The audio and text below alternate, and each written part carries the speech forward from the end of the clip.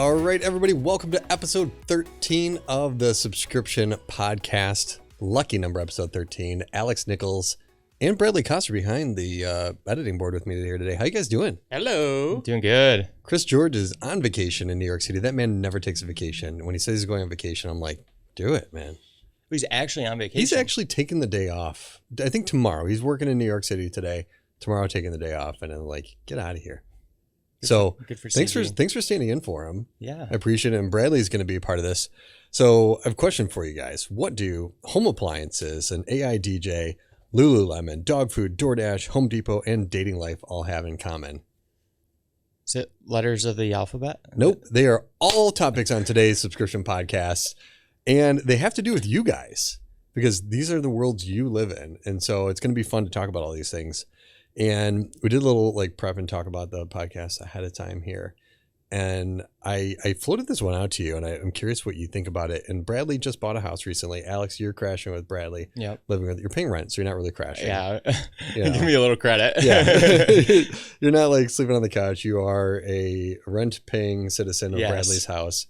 But, you know, so you guys have entered the world of home ownership and taking care of a house. And there's this pay-per-use appliance subscription I stumbled across. Was it you that sent it to me? Somebody did. Maybe Louie did.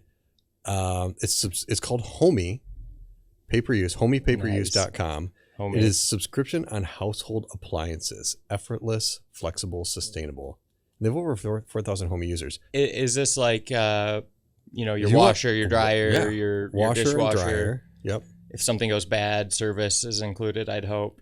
I would imagine you can get Replacement. like a standard washer dryer. Now, here's the thing. This is a UK based product right now, but I wanted to introduce the topic of this, and it's like a combo washer dryer for €15.99 a month, unlimited use, washing cycles. So it's like there's different components to it, but just the idea of that in general, it's kind of like errands, where you can rent furniture, you can rent appliances. I don't feel like there's a lot of consideration given to that. And I think that's a huge opportunity out there, especially for, newer homeowners that are buying and maybe can't afford like the capital upfront purchase of a new expensive washer dryer maybe. I think it's a great idea. It kind of reminds me of, there's a big market for it. We've talked about the Tesla robot or Elon Musk's, home assistant robot. iRobot has a subscription model. It's called Optimus. Optimus. Okay. Yeah, that's what their robot is. But the thing that like immediately would give value to that for me is repairs, service, replacement. Mm-hmm. Because in my family growing up with my parents, we've had incredibly terrible luck with washers and dryers. Yeah. Replaced well before their lifetime. You can't keep all putting the your time. shoes in. It's because you're throwing your shoes in there to wash and dry. I don't do that. No, it's that would make it really, really attractive to me. And also, like you said, short-term homeowners renting in college, sometimes you don't have a washer and dryer, or there's a really old junky one that they're trying to pawn off to you and they move out and you take over. That was our experience in college. So I think that would be a really, really attractive market for that. That's an interesting thing. So like college students, I hadn't really thought about that because I remember at college, it was always like whatever was there and it was never really good. If there was actually one supplied by, if you're renting a house or somewhere. Yeah. But yeah, I could imagine in college, like if you could get a newer washer dryer and you wouldn't care about beating the crap out of it. No, I mean, we probably paid $200-300 to just have the people we were taking over the lease from leave theirs behind, and they were really, really old, didn't work right. So that cost would be pretty equitable over like a year or 2 years for whatever their annual price might be, is $16 a month. But I'd put it on par to have something new, something that is going to work. For the long-term homeowner, I don't know, that might be where like the car subscription parallel kind of comes in, or even renting versus owning a home. Long-term, maybe they would have to spice it up with something like a repair plan or service plan. What if you could subscribe to your residence? Is that a thing? Like, you're renting, right? You're renting a place.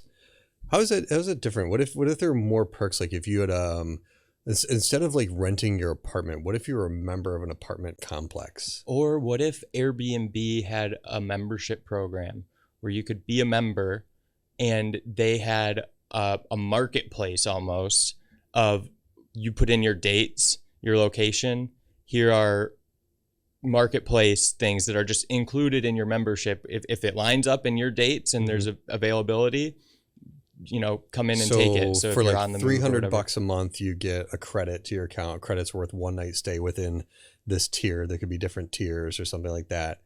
And after 3 months, maybe you get one of your perks. After 3 months of joining, you get you could get one of their outings or something like that they have. If they found a way to put it on par with I don't know, the average monthly rent or mortgage payment for certain areas, I think that would really, really appeal to the work from home or wanderlust. Like, oh, we did van life, but realized it's not that great living in a van. So now I'm going to go live here for 3 months and I'm going to live there for 3 months because I'm not tied to an office location. Yeah. And it could be an attractive thing for them. But so maybe there's like an apartment complex that could be, the studios are similar. You could I don't know, you pick a different one every week or something. I don't know if there could be something there that you'd become a member of. I think like membership programs have really expanded a lot in the past few years. Yeah. In terms of what the offerings include. And a lot of them aren't those paid programs. Like there's loyalty programs that, are these great membership programs as well. We've talked about Starbucks on the program before, and I totally forgot about this until Jen Klein reminded me recently that Starbucks used to be a paid membership program. Back in the day, you'd pay X amount of dollars for your gold card, and you actually got this card. I swear my wife still has her somewhere. Yeah. And you'd get discounts every time you go through. And so you'd have to figure out do I go enough to get the discounts as part of this? And if you did, then it made sense to buy it. And then they moved away from that. And now it's all this membership loyalty program that they have tons more members as a part of and probably higher use of it too. Yeah. I think there's a lot of unexplored opportunity there. Yeah. I think it just kind of goes into that, brands can get really creative. And if there's anything I've learned a year and a half editing subscription videos here at SubSummit, there really are infinite possibilities for subscription and many different forms of it too, right? Super interesting. But who I think is really missing the mark on this, and this is another falls in your guys' bucket, is Home Depot. So Home Depot has a membership program. They're Pro Extra Rewards, and I told you this earlier. I joined the Home Depot program. They're Pro Extra just so I could get a better parking spot at Home Depot. So I was hoping it would come with hey, I promise the hot dog stand's open and you get a free hot dog every time you come into the store. Listen, that would make way too much sense. I would sign up for that. So they're only targeting it towards the pros that are there buying things regularly. Makes total sense, but I think they're missing a massive part of their total addressable market, which is the everyday consumer. So at the Troy Home Depot over here at Coolidge and 15 Mile, Maple if you're in Troy, it is... on the outside of the main contractor entrance, there's all these parking spots that say Pro Extra parking only. They're the closest possible spots because these guys buy lots of stuff. They need to load it in, so they get good spots. And I was I want to park in that spot. But even though you could, who's going to come out? The Home Depot police are going to give you a ticket. I just still didn't feel right. So I went inside and I applied for a Pro Extra account. And they're like, okay, you're all set. Then I was buying paint for painting my house. I bought enough paint. I started getting a discount, my Pro Extra discount on paint. And they're missing this opportunity. So I'm not a contractor. I'm not doing a bunch of projects, but I'm doing stuff around my house. And they're totally missing this opportunity to create loyalty within me as a customer. Because I might go to Lowe's next time if I'm closer to Lowe's to pick up paint or check out the other brand that they have over there. Yeah, it's interesting. I haven't done enough DIY. DIY for us is kind of on a need be basis. So it'd be interesting to see what kind of offering and benefits they would create around a consumer or a DIYer versus their current contractor. So what's the current one you get?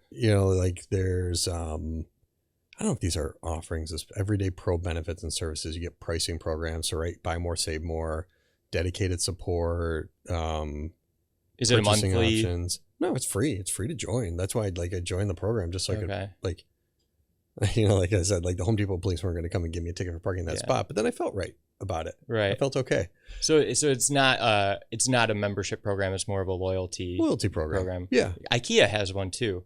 We Yeah, the family. Is it the family IKEA one? family or Yeah. something like that? Yeah, it's free, and you get, what is it, like 5% off? Yeah. Normally they make you sign up for a credit card or something, Right. and yeah. Bradley, do you have you gotten into doing stuff around your house, like the fixer upper stuff? I've done a few things. Yeah, I mean, there's a couple things I did. We installed like a motion sensor light outside, and so that required some like sealant and like this foam stuff So and things where like do you that. where do So you go shop when you? So it's either we have an Ace very, very close, but Home Depot was necessary for a few things like cutting wood. We put some shelving in and stuff like that. So it hasn't been a lot. Like Alex said, it was like kind of just like in a need to do basis. If I was doing stuff consistently, like if my house was like very much a fixer upper from the ground up, that would be more interesting to me. But it's just been pick and choose every now. So let me ask you this: so are you an Ace Rewards member? I am not an Ace Rewards member, but Alex just rose his hand. Yeah. Alex, are you an You're an Ace Ace? Rewards member? I am. I don't know what it does, but we've just got I just give him my phone number every time and hope something happens. So you're not an Ace Rewards member. Why do you decline it? Because so I know Ace. I go to the Ace on Long Lake and Livernois here in Troy. I know every time I check out, they're like, "Are you an Ace Rewards member?" And I was like, "No, I don't want to sign up for that today." I don't know why. I think because they're not giving me like the pitch on it, like why I should join. Why are you not? Do you get the pitch every time? No, I don't get the pitch, and I might actually be interested in the pitch. I think to a certain extent, they either say it all the time, every single day, and they like it's get white tired of it, noise. Yeah. or they get bothered that it's going to bother us in a way that it's like, no, like I just want to go home. Like, don't give me the spiel. I mean, there could be a little bit of that, but I would be inclined if I was a little bit more interested. I mean, CVS, I always give them my phone number, and then they tell me how much I saved, and I'm like, well, yeah, right. They give you a thing that's like, 6 3 miles foot long. long. Yeah, right. But yeah, I mean, if I were to go back there, now that you guys say that, I would ask. You got to find out. Bring some deets on that next time. I will. So do you ever go for the CVS Care Pass offer that they promote at the register now? No, I don't know about Care Pass. All I know is I have the whatever the baseline CVS loyalty. So what's Care Pass? That's free. Or is that? So Care Pass is a monthly subscription where you get a variety of different benefits. So let's look it up here. I've been trying to get CVS to come out to SubSummit for a while. You get the first month for free. Save more and stress less. Make everyday wellness easier with exclusive Care Pass benefits, all for only $5 a month or $48 a year. So you get a $10 monthly promo reward. Wow. Okay. So wait, hang on. I'm paying $5 a month, but I'm getting a $10 monthly promo reward. You're getting 20% off CVS brand products every day. Free 1 to 2 day shipping on qualifying orders. Free same day or 1 to 2 day on eligible delivery on eligible prescriptions, and 24/7 pharmacist helpline available anytime. See, this is where That's what you call like a no brainer. this is I'm where thinking the same thing. This is where Home Depot's missing.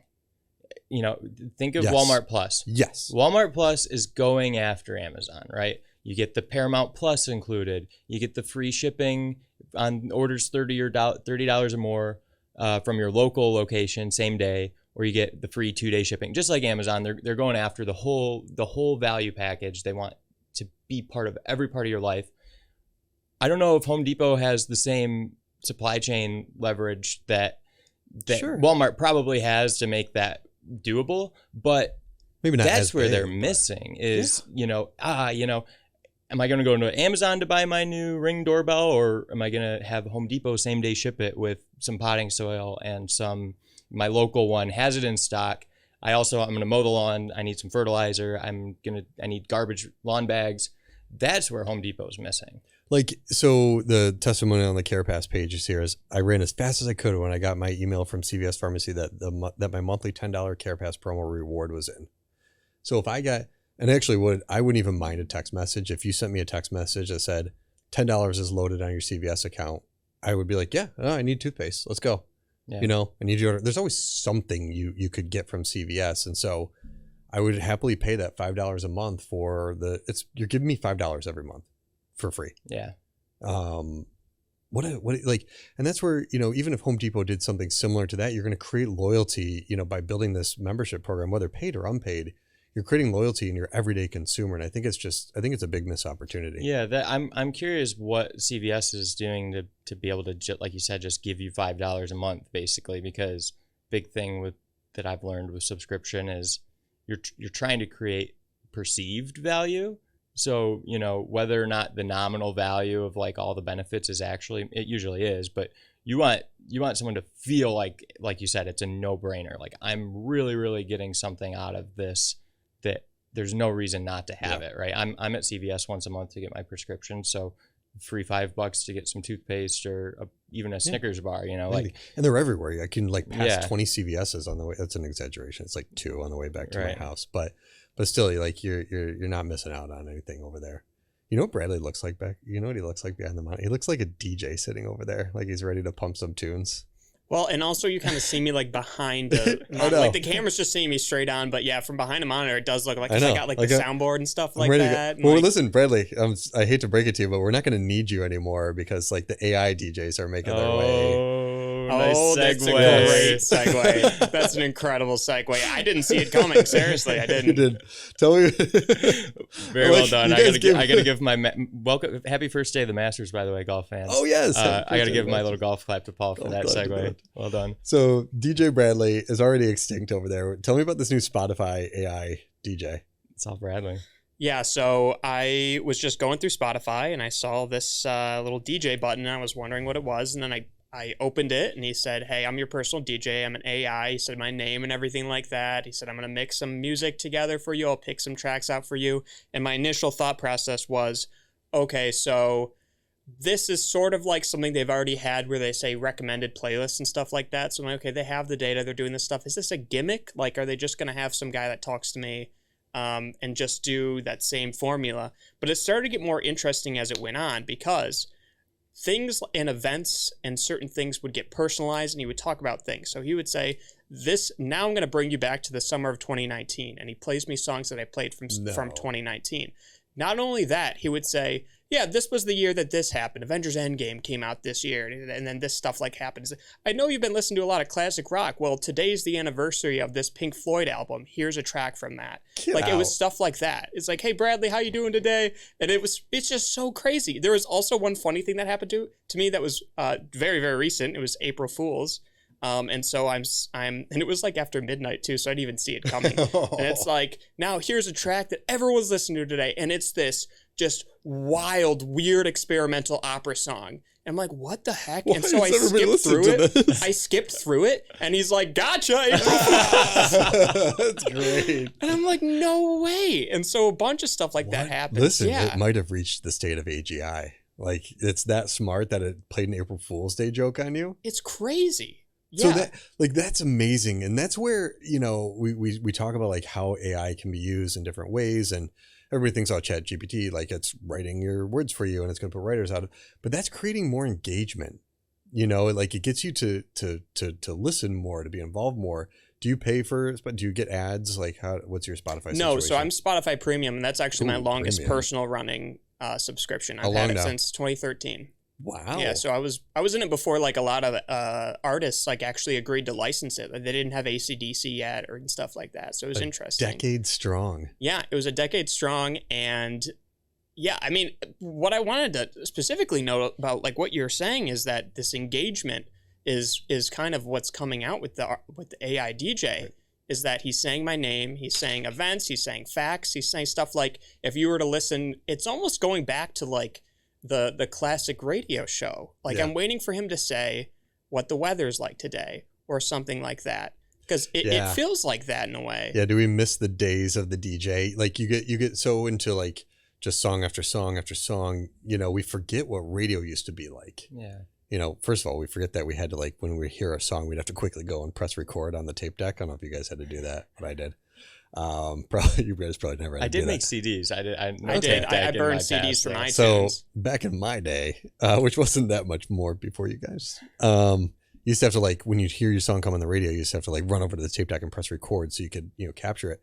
And so, but in between, like, the DJ would be talking and you'd hear like the beat of the song coming, and you miss that, and it creates I don't know. It makes you feel more comfortable with the broadcast. Like I don't know how to describe it, but it's weird, and the person's like the AI's got a personality too. Like, can you change it to? You're saying this is a him. Can you change it to a woman? As no, well? I haven't seen any options like that. Me and Alex have talked about that, but I could see that happening later, or some like customized, like, what do you want him to say? Do you want him to focus on this genre more than others? Because he did bounce around to like all the genres I did. Okay. So like at one point, because I'll use study music for like instrumentals from films. Yeah. So Hans Zimmer would just come on and I'd be like, this is probably not something I would listen to. Like my DJ I would want him to recommend. Yeah. But I'm wondering when you get to start. I mean, the AI's been around, right? Like it's you're seeing it everywhere because ChatGPT and the large language models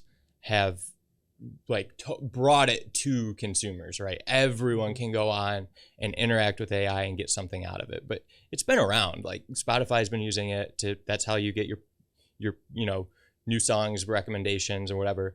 But I'll be curious if they can interface like a large language model with text to speech so that you can talk to it and say, hey Spotify DJ, like I don't know why you thought I'd care about this opera song, but like maybe you could have gotten ahead of his April Fool's Day joke if you could have interacted with him and talked to him, and then all of a sudden like the radio experience, I think that's coming. And the interaction, right? Yeah. Like, well, and you talk about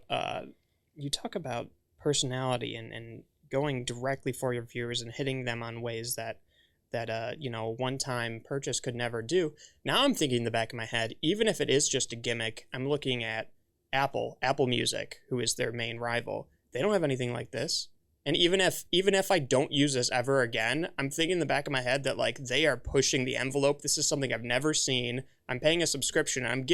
I feel more premium. I got this guy talking to me and giving me recommended songs. You know who hasn't come out in the AI conversation really yet is Apple, right? Got Microsoft and Google kind of duking it out right now. I feel like there's something that they're doing. That's right? kind of Apple's. That's kind of Apple's thing, right? Apple. They're like, oh, we're just gonna chill here for a minute. Yeah, I mean, they were the kind of the first to the smartphone, right? Other than like maybe BlackBerry. Not really. BlackBerry probably pointed them there, but what I'm getting at is Apple's never been the first one to something. They wait until they really take their time, and that's how CG always talks about the Apple box. It's the experience, the brand. They don't need coupon codes because it's Apple. Like you go to Apple because it's an experience and you want it. They've never been the first one to something.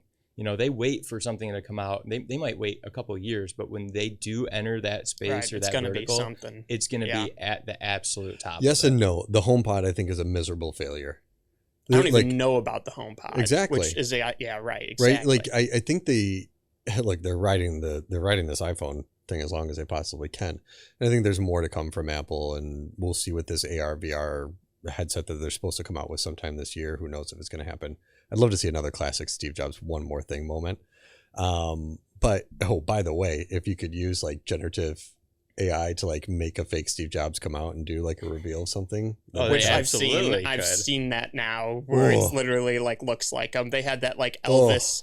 There was America's Got Talent had this like thing where they were like programmers and they had like Elvis on stage singing. It was weird and it looked a lot like them. Tim Cook can get to the end of his talk and then all of a sudden one more thing. It's like you hear an interruption, a screen lights up behind him, and you hear one more thing, and people lose their minds. People lose their minds if you made it look really, really good and Steve revealed the next big product. What if this happens, guys? We totally predicted the future. Apple, I hope you're listening. We'll make sure that Apple's they for know sure that listening. You're welcome to use it. Yeah. One more thing before we move on. You mentioned real quickly about like the radio announcers. They keep talking like as the music like started to come through before the lyrics kicked in. He'll do that. Really? So, because they have a lyrics generator. They have a lyrics generator, so I'm pretty sure they're just using that data to know when the lyrics come in. So he'll be talking, and the music will fade in, and then he'll stop right before the lyrics come in. Yes. So it's like it's just all these minute things are just wild. They're knowing, and because the DJ knew the song, and they were good at that, like and blah blah blah, and then boom, it'd start the really riff of the song would start going. That's awesome. It's interesting. You got to show that to me after because I want to see how that sounds and listen to it, but.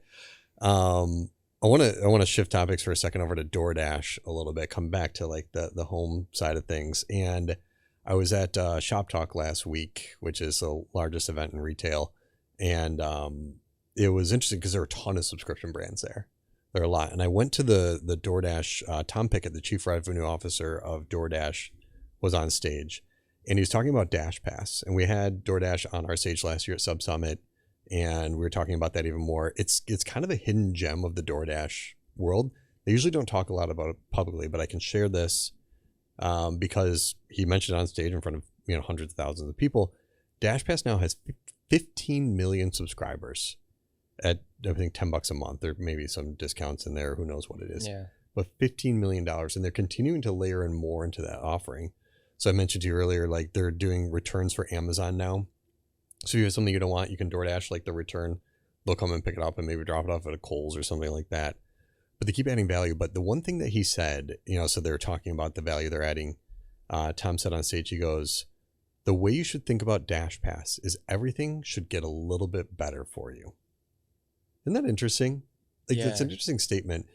And like, it does, like, you think about like the food coming to your house. It's just a little bit better. I had the craziest DoorDash experience the other day. It was a weekend. I was up playing video games late at night, and the only thing open here in Troy late, like we used to have all around us in college, is the Del Taco. Oh yeah, Del Taco. And up until 3 a.m. here in Troy, Michigan. Really? And so I was playing some games with some buddies and jumped on DoorDash. I do have Dash Pass. Okay. And it's just crazy. They are only a couple miles away, but I would expect at least a half hour for any time I've ever ordered DoorDash. Yeah. I swear I looked at the notifications on my phone from when my order was placed to when the doorbell rang. It was 6 minutes. Get out of here. I am not lying. I was absolutely blown away. Were they driving a Ferrari? It was unbelievable. I could not believe it. 6 minutes? 6 minutes. So Bradley, did you witness this? Yes, I did. I was wondering what was, because the doorbell rang. I was like, what the heck are you talking about? He told me immediately after, but like, how much time does it take to make it? I mean, maybe they already had it in their car. They're like, I don't want this anymore. I mean, turns out it got the same thing. He must have been in the parking lot waiting for an order to come in, knowing that was the only thing. Or driving by. That's unbelievable. I couldn't believe it. So very much a chance. So coming around, Dash Pass did make that's got to be a record. It did make better. His life better. Yeah. Everything came better. So start exploring, because I'm curious to like learn. I don't do DoorDash that much. This is where the cheapness sets inside of me. I'm like, man, I like $10 and like all the fees and things on top of it. I only do it because of Dash Pass. I was totally anti-delivery. I love getting in the car. I actually listen to the radio in the car. Yeah. I do listen to the radio. Old classic, old school. A real DJ, a real person is DJing. Well, Bradley. We'll see what that's like in 10 years. I'm always down to like get in the car and go for a quick little drive to pick up food, but after and I have Dash Pass by accident. I did the trial and forgot to cancel, so I got stuck with the annual membership. But I probably will resubscribe whenever that rolls around, because it's totally true. The only thing is sometimes your order minimum is a little too high to get the fees waived. Okay. Because that is still part of the Dash Pass. With Dash Pass? Okay. Some places do have order minimums. I think Del Taco does as well, but we're so close to it that we're in range of. There is no fee regardless of if you have Dash Pass or not to our address. That makes sense. But you're like a mile down the road. Yeah, I probably will let it roll over, because I'm gonna get the takeout. Any instance I've ordered DoorDash, I was already gonna go drive there. Yeah. And the fees and whatever. So the only what makes up for having to go and drive there is tipping the driver. But it's all about does convenience. Make it better. It's all about convenience. And the other speaker I saw at Shop Talk was from Chewy. And who was that? Sumit Singh, the CEO of Chewy. It was interesting. I sat on into his panel as well, or his fireside chat, and I was blown away by this number. So you guys are familiar with Chewy, their dog food subscription, and they have all sorts of other things they do, and you can buy other like they're dog huge toys. Yeah, they're massive, right? Yeah. So we subscribe to Chewy in our household, and I think I've talked about this on the podcast before. When we first subscribed to the dog food, I was, it's a subscribe and save thing. Like the food was coming like a couple weeks too early, and I was like, oh gosh, and I went in and adjusted it and pushed it out like a few more weeks. And then the next time, like 2 more times, my wife's like, hey, how far out is the dog food? And I was like, oh, it's not coming yet. And I went and adjusted it to like ship in a few more days, like ship now. And then most recently, my wife's like, hey, Piper's running low on dog food. When is it coming up? And I go log into the account and I was like, oh, it's actually on its way right now. It'll be here tomorrow. Like, so it eventually honed itself in. Yeah. And now we're at the point where I'm pretty sure it's going to be like perfect. Well, and what's cool about that is my only other appearance on the podcast last time I was on with Chris George, the three of us, we talked about Amazon and the subscription option for consumables on Amazon, like toilet paper, whatever. And my biggest gripe, and the reason I said I don't use any of those subscribe and saves, is I just don't have a good enough timing on the frequency and the consistency that I use these. And the friction or fatigue or anxiety around potentially winding up with too much of something or having to manage that is kind of the reason why I haven't done it. But when you mentioned on the notes that you were going to talk about Chewy, I was like, you know what? Dog food, that I probably could forecast pretty well. Yeah. And the fact that they made it so easy for you to kind of hone in your frequency. It's less about you forecasting. It's more about like the AI starting to learn on the backside of, okay, it's been 6 weeks. Are you asking for it earlier or are you telling it to wait till later? And then within there, now it starts to adjust and it sees the average frequency, right? So in the beginning, it's a burden.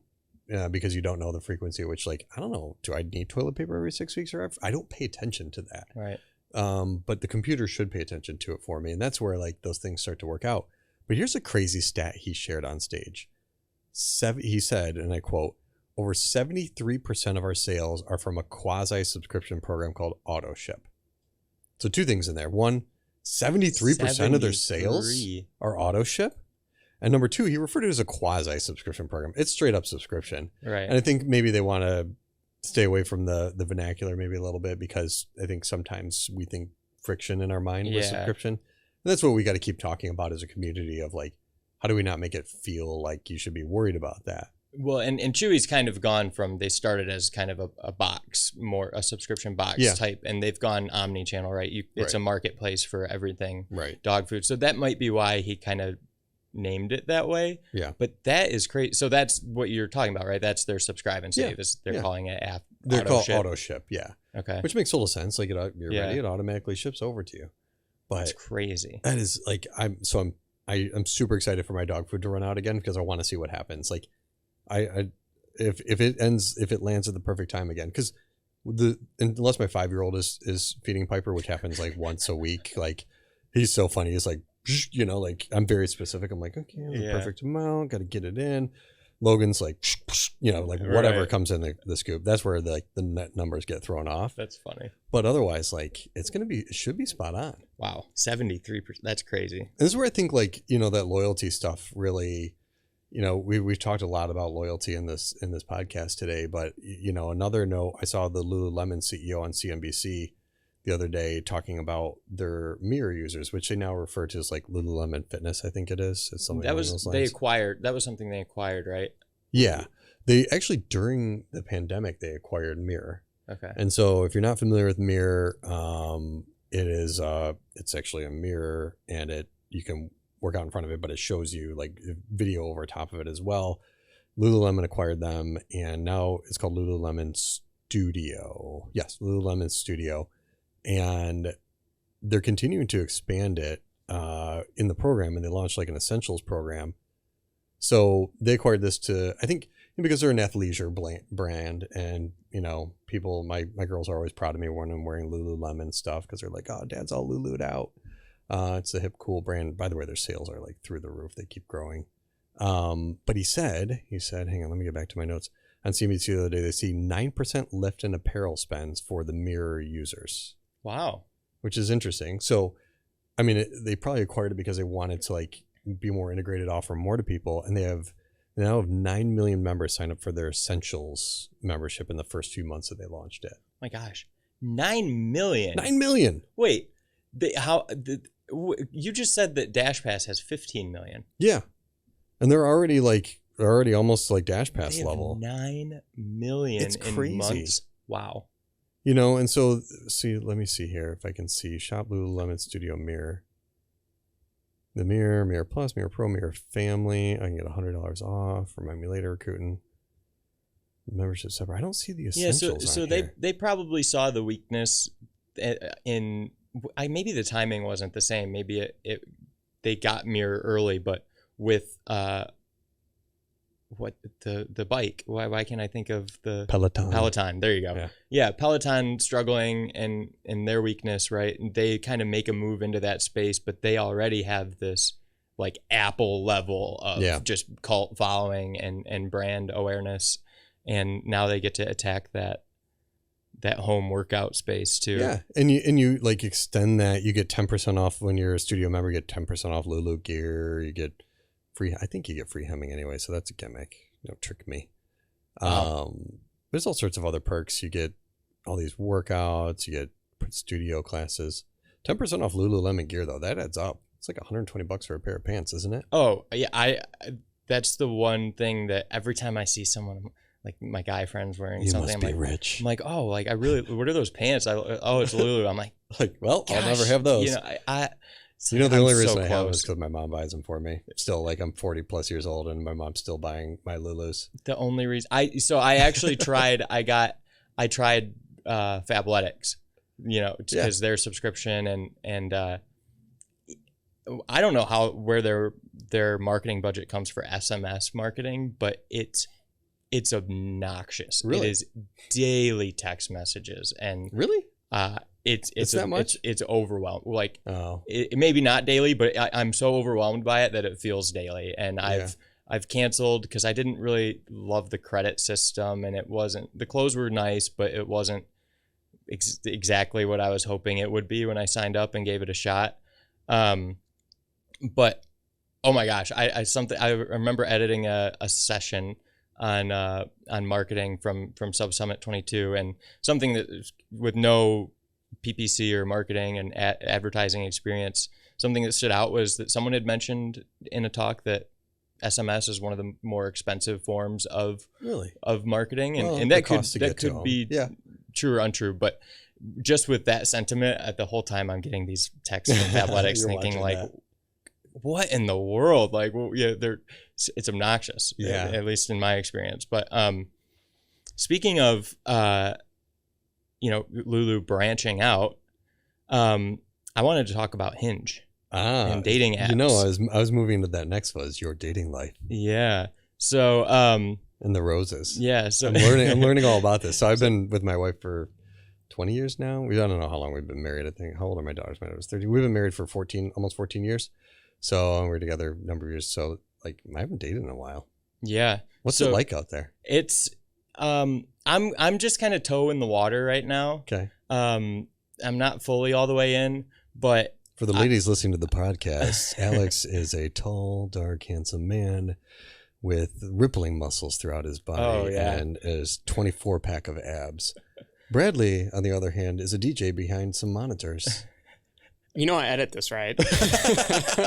I'm just gonna switch the names that you said. Around. Yeah, come find me at SubSummit 23 in Dallas, May 31st to June 2nd. Yes, you can meet Alex in person. Don't need an app for that. So anyway, Hinge. I think this has been kind of in the back of my mind with my experience on dating apps and their subscription models, and it makes sense, but the pricing is obnoxious because I don't want to, try. I want to just try it, right? And for a month and sign up for a month and maybe switch to annual or whatever, if it's quarterly, whatever, if it's really good and I like it and I feel like it's worth it. What are the pricing plans available? So Hinge specifically, they have two levels. They have Hinge Plus and Hinge X. And when you compare the benefits, I've seen this with Tinder and everything else. So there's only two levels. There's Hinge Plus. There's two subscription plans. You can use regular Hinge for free?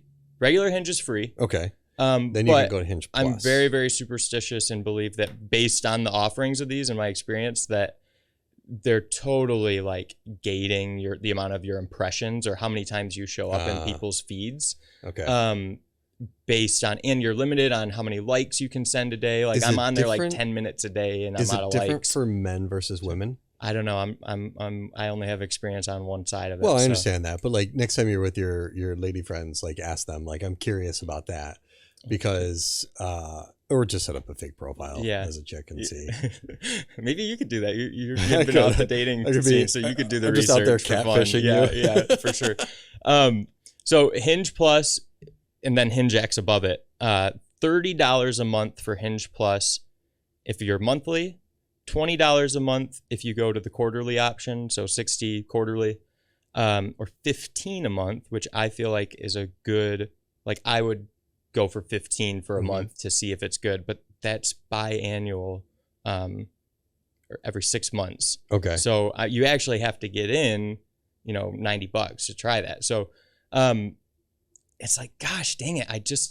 I get it, because the whole point of a dating app is that you meet someone and you don't have to use it anymore. So for them to have LTV on their customers that's worthwhile, they have to ramp up those monthly plans, because they know everyone's doing what I'm doing, where they're going to try it for a month and decide, and then they get bored or they don't meet someone or whatever, So your gripe, because Hinge Plus at a monthly is how much again?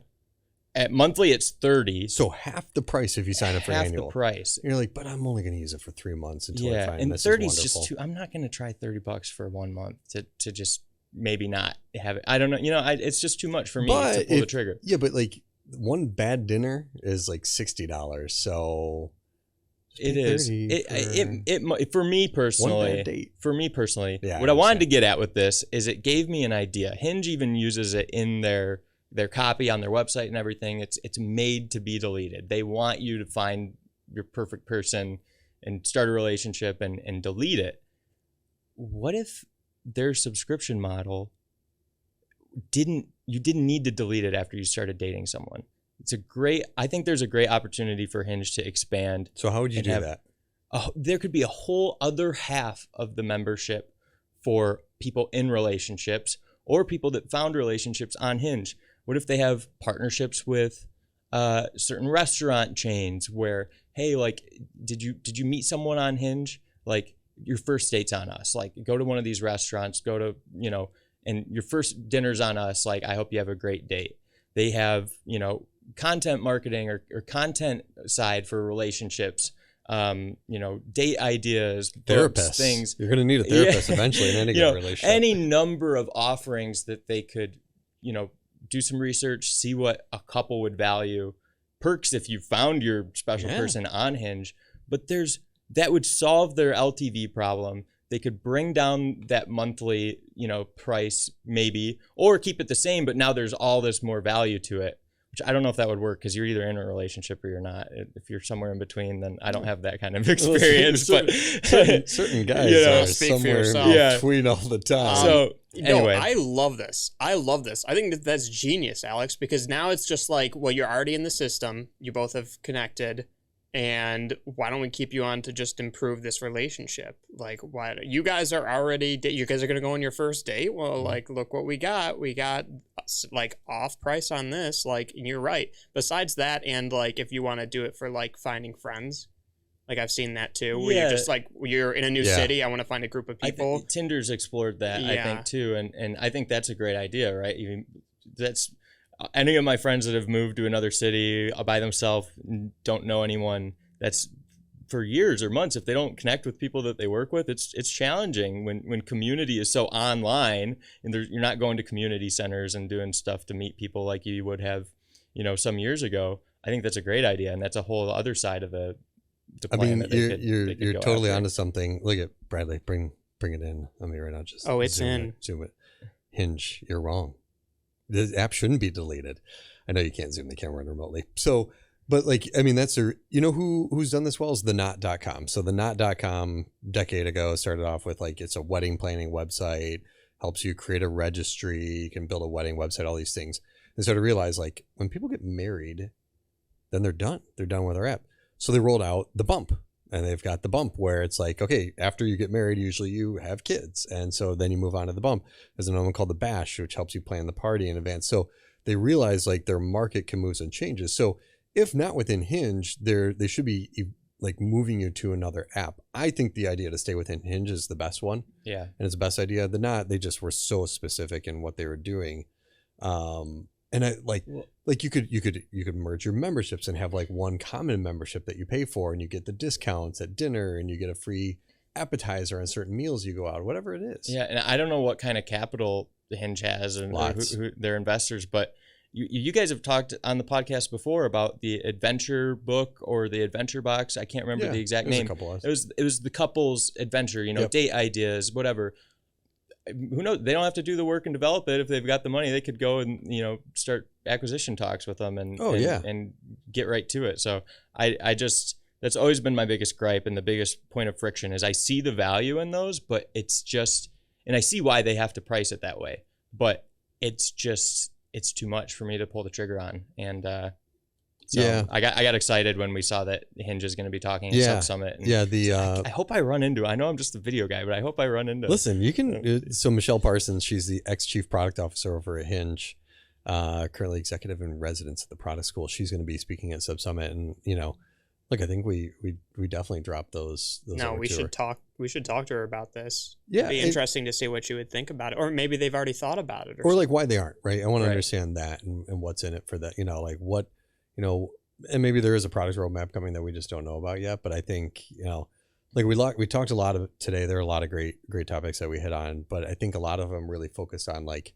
how can brands best leverage relationships, how can they use a membership, a loyalty, a subscription program to continue to strengthen that relationship, both initially, but also like ongoing, and how do you build, keep them coming back, and we also learned that Bradley's going to sign up for an Ace Rewards membership now for free. Yes. And I'm going to come back and tell you how it worked out. Yeah. Listen, guys, this is a great podcast today. Lots of great takeaways. I think, if you're listening out there, and you really enjoyed a couple takeaways from this, the best gift you can give us back is telling a friend, sharing it with somebody out there. Explore, the comments. Tell us what you're thinking about it. Twitter's algorithm went open source and revealed within there, I don't have the exact numbers, likes are by far and away the most influential part of Twitter's algorithm and your chance of getting more impressions. Right. I was blown away because everything we've researched with YouTube and different things, our understanding is that comments and shares. Yeah, comments, shares, rewatches on Twitter. TikTok. I think it was something like 80% of the weight is given to likes. So if this is out there on Twitter, you see us posting out there, just like it a lot. Just set up multiple accounts. Have your bot army go out there and like it. Really want to keep, sharing the love of this podcast. A couple of great loyal listeners that always say they really like it. Appreciate you guys tuning in. Continue to tell friends, like, comment, share everything you got out there. Great podcast today. Alex, thanks for jumping on. Thank you for having me. Yeah, Bradley, thanks for being our DJ back there. You got it. Yeah, we are not going to replace you with AI, I promise. Hopefully. Not yet. Not yet. As everybody, thanks for tuning in. This is episode number 13 of the Subscription Podcast. Next episode, Chris George returns. Look forward to seeing you then.